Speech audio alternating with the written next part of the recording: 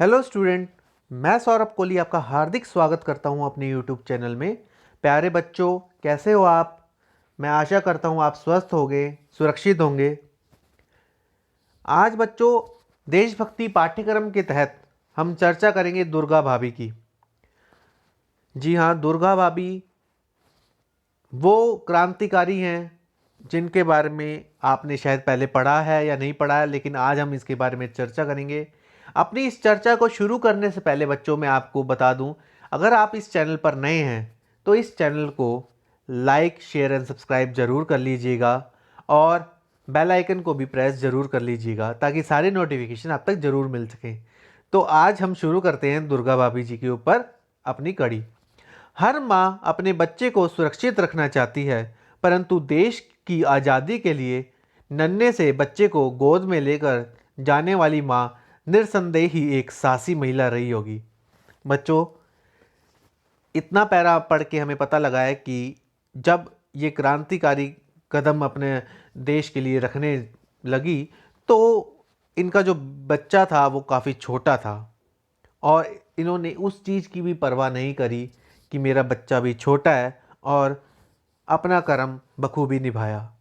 यह उस समय की बात है जब ब्रिटिश पुलिस अफसर जॉन सॉन्टर्स की हत्या कर दी गई और अंग्रेजी सरकार भगत सिंह और राजगुरु को लाहौर के चप्पे चप्पे पर ढूंढ रही थी। लाहौर छोड़कर निकल रहे सभी नौजवानों पर उनकी नज़र थी। 2 दिन तक छुपे रहने के बाद राजगुरु ने एक योजना बनाई जिसके लिए एक और इंसान तक पहुंचना जरूरी था, और वो थी दुर्गा भाभी। दुर्गा भाभी हिंदुस्तान सोशलिस्ट रिपब्लिकन आर्मी के सदस्य क्रांतिकारी भगवती चरण वोहरा की पत्नी थी। राजगुरु ने उनसे मदद मांगी और कहा, हम लाहौर से बाहर जाना है।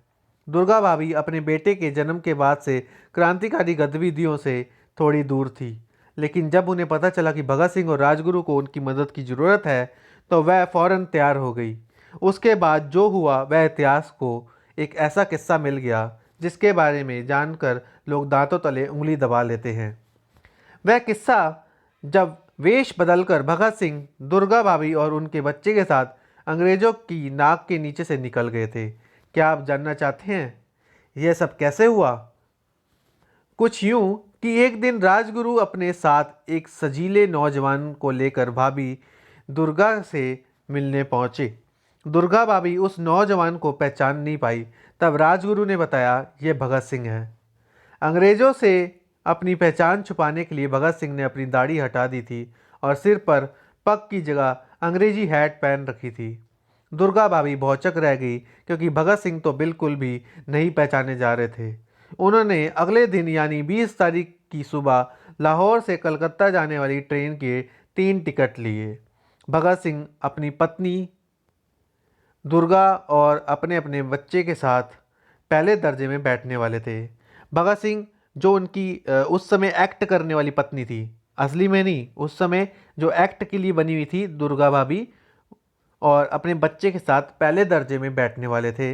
उनके नौकर बने राजगुरु के लिए तीसरे दर्जे का टिकट लिया गया। स्टेशन पर पहुंचते ही हुए सबके दिल में दुख दुखी लगी हुई थी कि कहीं कोई पहचान ना ले या कुछ हो ना जाए। लेकिन अंग्रेज तो एक पगधारी सिख को ढूंढ रहे थे।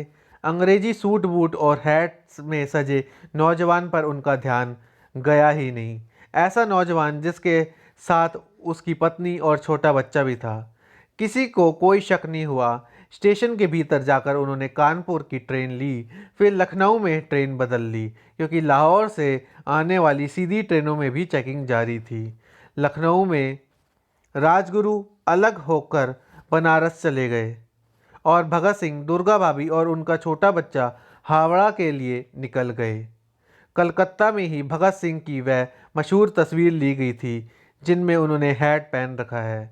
इस तरह दुर्गा भाभी भगत सिंह को अंग्रेजों की नाक के नीचे से निकाल लाई।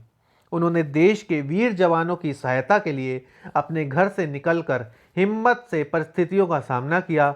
वह अपने बेटे के जन्म के बाद से इन सब क्रांतिकारी गतिविधियों से दूर थी, परंतु समय की मांग को देखते हुए वह भी इस आग में कूदने को तैयार थी। वह अपनी बातों पर अड़कर खड़ी रही और अपने मन के डर को दबाकर एक मजबूत खंबे की तरह डट गई और जो मन में सोच लिया उसके लिए आगे की ओर कदम बढ़ाए। उन्होंने परिस्थितियों में डटकर खड़े रहने का फैसला किया। तो बच्चों, इस तरह की थी दुर्गा भाभी, जिन्होंने भगत सिंह की मदद करी। अगर उस समय दुर्गा भाभी भगत सिंह की मदद ना करती तो क्या पता वो उस समय पकड़े जाते।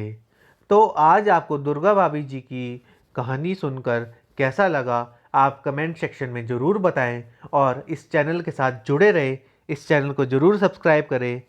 धन्यवाद।